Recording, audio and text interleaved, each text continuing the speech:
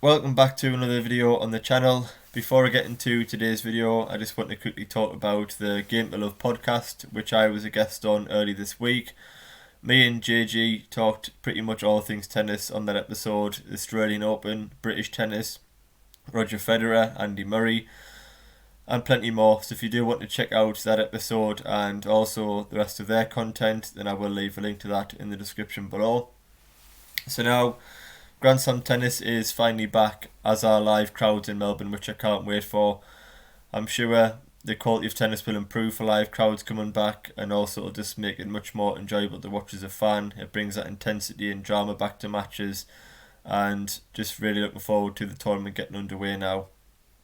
My full tournament preview and prediction video for the women's event is already live on the channel if you do want to check it out also.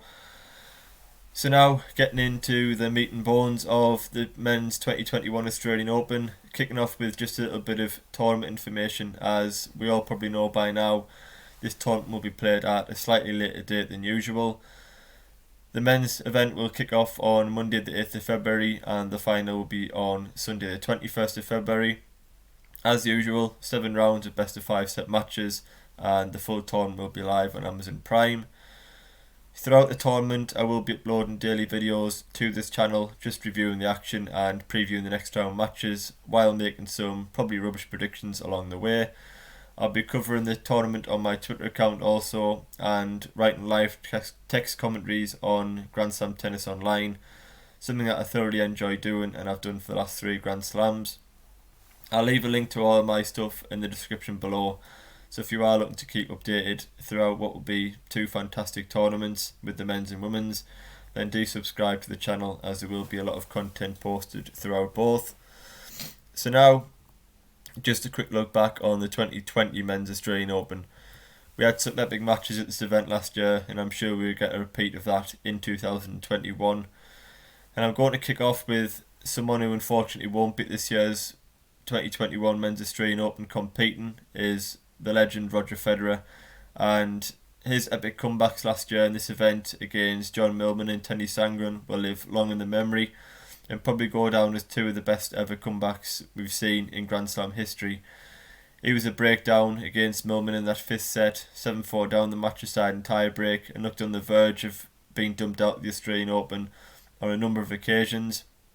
Tennys Sandgren managed to have 7 match points in the last 16 match, but Roger just drew on everything that's made him the champion that he is in this sport. He found all the fighting spirit, the heart, determination, skill, never say die attitude, and managed to pull off some outrageous shots and points to claw his way back into those matches and come out victorious to set up a mouth-watering clash against Novak Djokovic in the quarter-final. And I think when you consider Roger's age and how well Djokovic had played up to that point, I think Federer played incredibly well in that match, particularly in the first set. I think he led 5-2 at one point, and had he won that opening set, I think the match could have been a lot different, but it was Djokovic that prevailed in straight sets. Dominic Thiem was my player of 2020. I think the tennis that he produced consistently last year, particularly on a hard court, was quite incredible, and Rafael Nadal in that quarter-final played just about as well as he could in a hard court, but it still wasn't enough to beat Dominic Thiem.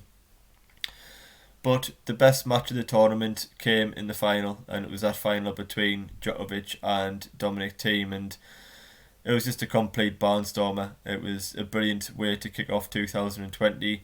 My favourite match of 2020 as well on all of the men's tour.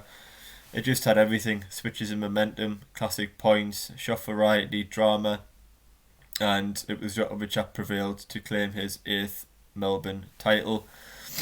So now, just looking at 2021 Australian Open, and since starting YouTube and previewing predicting tournaments, pre-tournament, I've found is enjoyable but also incredibly difficult.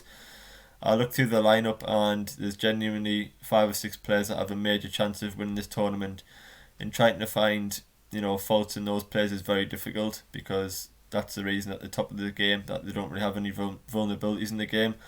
So I do feel like this tournament is pretty much down to whoever turns up in the best shape and can produce the best tennis in the biggest moments will prevail. But it's why I love the sport. We know we're going to be guaranteed complete 50-50s, which makes for a wonderful, enthralling event.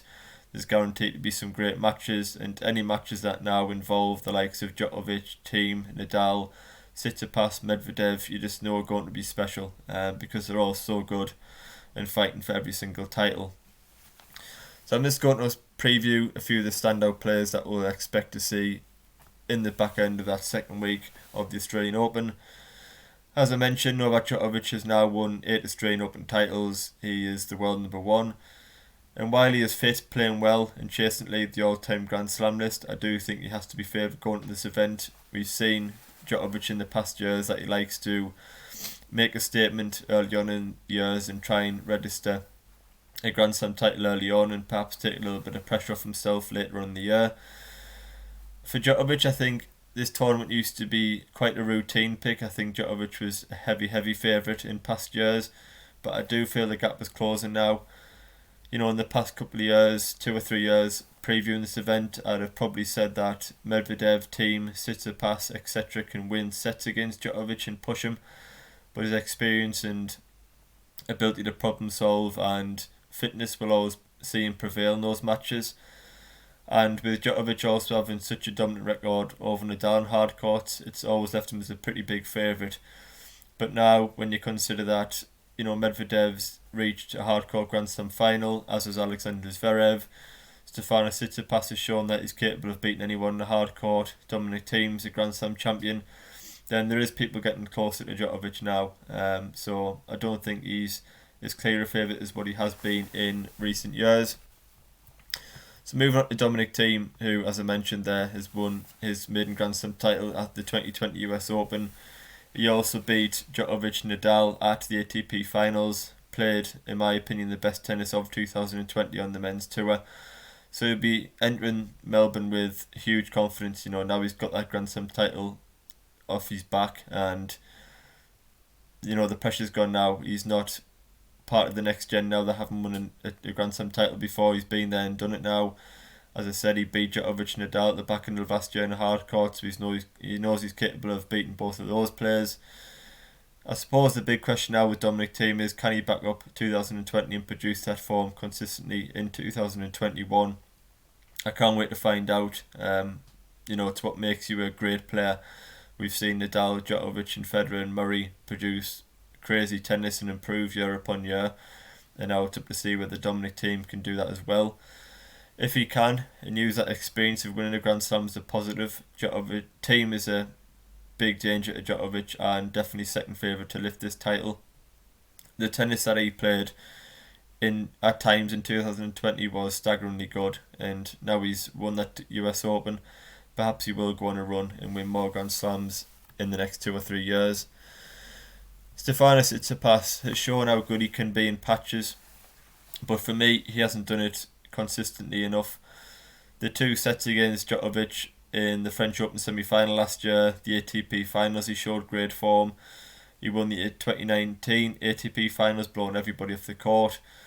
I just think for Tsitsipas, it's about him putting it all together and doing it over a 2-week period. And I'm a big fan of Stefanos Tsitsipas on and off court, and I don't want to say he's arrogant on court, but I almost feel like he's more expectant rather than just getting the job done. And in recent years, I think we've seen from Nadal and Djokovic and Federer that they're zoned in and get into a rhythm from round one, and they blow away the early opponents, they conserve stamina for the later rounds.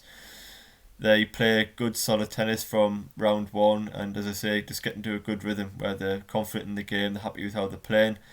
And I don't feel like Tsitsipas has always done that. I think he's been dragged into wars and 4 and 5 hour battles with players that are much lower ranked than Tsitsipas and not on his level in my opinion. And he's either been dumped out of those matches or scraped through in a 4th or 5th set, and he's run out of steam in the second half of tournaments. I think if Tsitsipas can turn up at the Australian Open and serve well and get his forehand and backhand going, play that aggressive, stunning tennis that we know he can produce from round one, get into a good rhythm, get a few straight sets wins, then I think Tsitsipas is a huge danger to everybody in this event. Moving on to Daniil Medvedev, who is just turning into a complete nightmare for everybody over 5 sets. We saw him reach that 2019 US Open final against Rafa, which he came very close to winning.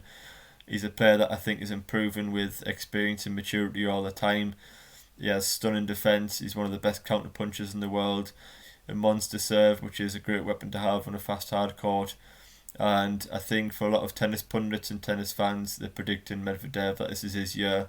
We can see that Medvedev's made to be a Grand Slam champion. He's got a very solid all-round game. He doesn't make too many unforced errors. He's got a fantastic serve, a great temperament and mentality. And I think, Medvedev is very close to becoming the next Grand Slam champion.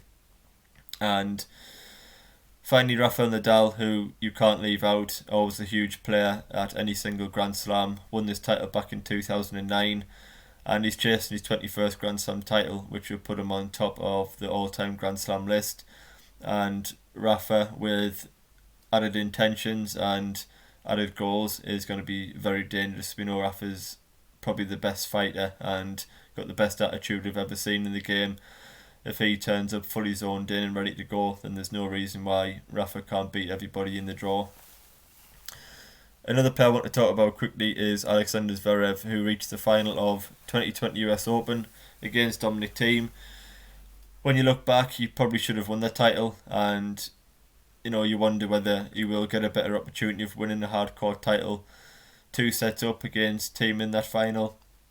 And on a good serving day, Zverev is a danger to all, particularly on a fast hard court. But I still feel like Zverev is vulnerable to the top players because of that second serve and the hit and miss forehand.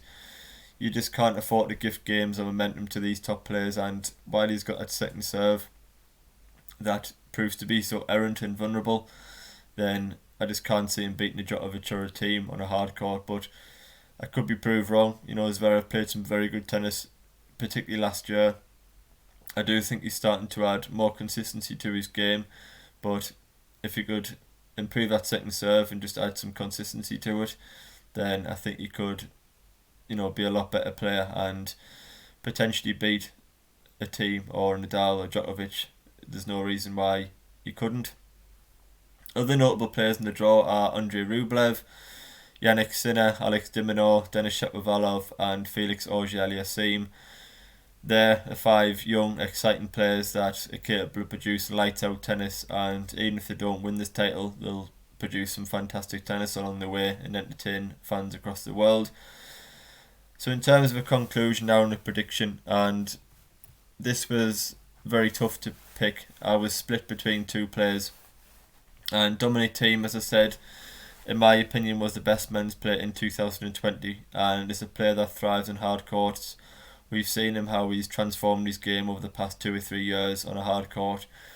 I think pre-2018 he was probably guilty of trying to play clay court tennis on a hard court, which has saw him be too defensive, not hit enough winners.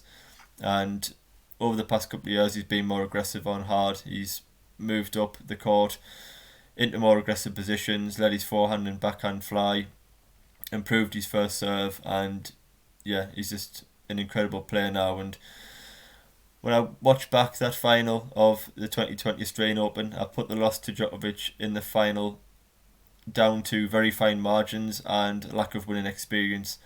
I think he was guilty of overhitting in big moments and missing the forehand, perhaps rushing shots. But now he's won a Grand Slam, and now he's beaten Djokovic and Nadal ATP finals at the end of last year. I wouldn't expect him to make those same mistakes if he was in that position again.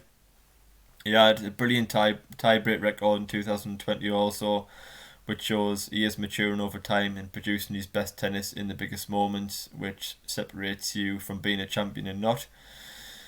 My only question regarding Dominic Thiem is whether he can reproduce that form in 2021. I have no doubts now surrounding Dominic Thiem's game. He's shown that he's got all the mental requirements and shots to win a Grand Slam title, and if he can reproduce that form in 2021, then he's going to be a huge danger at every Grand Slam.